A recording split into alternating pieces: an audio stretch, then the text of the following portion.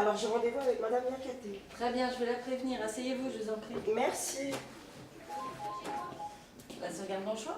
Ce que nous faisons, c'est de l'accompagnement social, global et budgétaire, dans l'objectif d'apporter une aide aux familles qui rencontrent des difficultés dans différents domaines, que ce soit le domaine de l'accès aux droits, le domaine du logement, le domaine de la santé et plus généralement dans le cadre de l'insertion sociale. Les personnes nous sont orientées par les circonscriptions de services sociaux, par les bailleurs et par les tribunaux. Et elles peuvent aussi effectivement venir d'elles-mêmes. D'accord. Une fois que c'est fait, ils appellent le service solidarité d'EDF et ils évitent la coupure. D'accord.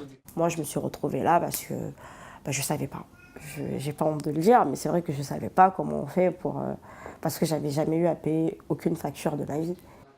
Alors, c'est de la gestion, mais c'est de l'éducatif aussi. On ne se contente pas que de payer les loyers à la place. C'est-à-dire qu'on va essayer de comprendre avec les familles leur parcours. Est-ce que c'est un accident de parcours? Ils ont perdu leur travail? Est-ce qu'il y a eu un décès dans la famille? Ça a un peu désorganisé tout, et puis bon, la souffrance, hein, voilà.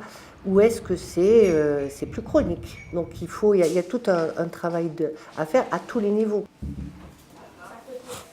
Bonjour. Bonjour Madame Nguema. Donc, lorsqu'on a commencé l'accompagnement de Madame Nguema, elle venait tout juste d'intégrer son logement autonome en fait, avec ses 2 enfants en bas âge. Et du coup, le but, c'est de pouvoir l'accompagner dans la gestion de son budget. Au départ, c'est parce que j'ai eu mes enfants jeunes et je me suis retrouvée dans un centre maternel qui payait toutes les factures pour moi. Et après, j'ai eu un emploi, un logement, et de là, je ne savais pas comment payer mes factures. D'accord. Et la première commission est passée ou pas encore? Oui, c'est passé, mais ils m'ont fait un refus. D'accord, donc ça, c'est en lien avec le dossier de surendettement. À un moment donné, madame a malheureusement accumulé des dettes locatives, hein, donc suite à des problèmes de santé, une hospitalisation notamment, et puis des problèmes familiaux importants, notamment la perte de sa mère.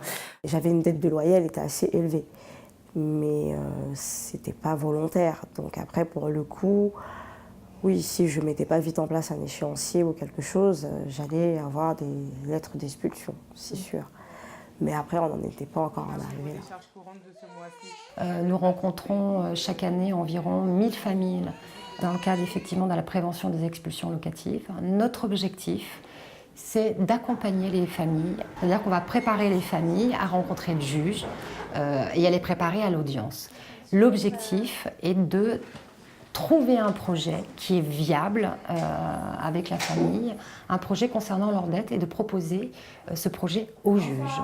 La porte d'entrée, ça reste le logement, travailler la question du logement, du maintien par le budget, travailler cette question-là par un accompagnement social adapté, travailler dans la prévention des expulsions, dans des sorties d'hôtels pour aller vers du logement autonome. On a aussi un autre outil, le développement social, qui nous permet aussi de travailler la question du logement au plus près, sur des quartiers, comment bien vivre ensemble, comment bien habiter ensemble. Donc cette question aussi du logement, elle se pose aussi d'une manière globale, pas simplement sur une famille, mais sur un quartier, donc sur un point de vue collectif.